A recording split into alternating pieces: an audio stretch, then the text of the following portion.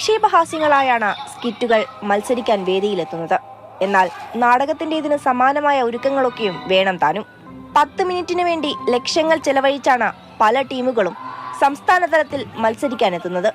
സംഭാഷണമുള്ള മയം എന്ന് തോന്നുന്ന രീതിയിലാണ് ഒരേ വസ്ത്രം ധരിക്കണം, ഒരേ രീതിയിൽ സംസാരിക്കണം, ഒരേ ആക്ഷൻ വരണം.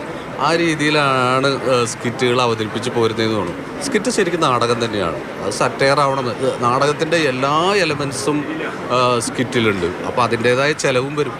സ്കിറ്റിനുള്ള ഉപകരണങ്ങൾ യഥാസ്ഥാനത്ത് വെച്ചാൽ സ്റ്റേജിൽ പിന്നെ അവതരണത്തിന് കഷ്ടിയേ സ്ഥലമുള്ളൂ. പിന്നണിക്ക് സ്ഥലം തെല്ലുമില്ല.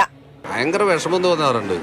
ശബ്ദവും കൺജസ്റ്റഡ് ആയിട്ടുള്ള സ്റ്റേജും എല്ലാം തരുമ്പോൾ ഭയങ്കരമായിട്ട് പ്രശ്നങ്ങൾ ഉണ്ടാക്കുന്നുണ്ട്. സ്റ്റേജിൽ സ്പേസിൽ ഇവിടെ തന്നെ ശബ്ദം ഭയങ്കര പ്രശ്നമായി.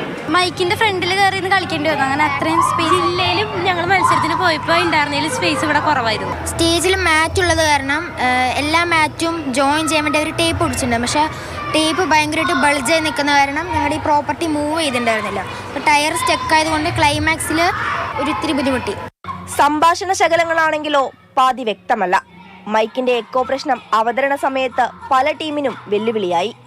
മൈക്കിൽ ചെറുതായിട്ടൊരു എക്കോ അടിക്കുന്നുണ്ടായിരുന്നു. പറയുന്നത് ക്യാച്ച് ചെയ്യുന്നുണ്ടായിരുന്നില്ല. ഞങ്ങൾ അത്യാവശ്യം സൗണ്ട് എടുത്തു, പക്ഷേ മൈക്ക് ക്യാച്ച് ചെയ്യുന്നുണ്ടായിരുന്നില്ല. കലോത്സവത്തിന് എത്രയോ മുൻപേ പരിശീലനം നടത്തി കാത്തിരിക്കുന്നവരാണ്. എന്നാൽ വേദി ഒരുക്കുന്നതിൽ വേണ്ടത്ര പരിഗണനയില്ലെങ്കിൽ കഷ്ടപ്പാടുകളൊക്കെയും വെറുതെ. ഇതൊന്നും ആക്രിക്കടയിലെ പാഴ്വസ്തുക്കളല്ല. ഒരുപാട് പണിപ്പെട്ട് പണം ചെലവാക്കി ഉണ്ടാക്കിയെടുത്തവയാണ്. സ്കിറ്റിന് വേദിയൊരുക്കിയപ്പോൾ കുറഞ്ഞപക്ഷം നല്ല സൗകര്യങ്ങളെങ്കിലും കൊടുക്കണമായിരുന്നു. ക്യാമറാമാൻ ആന്റണി ഗ്രിഗറിക്കൊപ്പം അഞ്ജന സുകുമാരൻ, മാതൃഭൂമി ന്യൂസ്.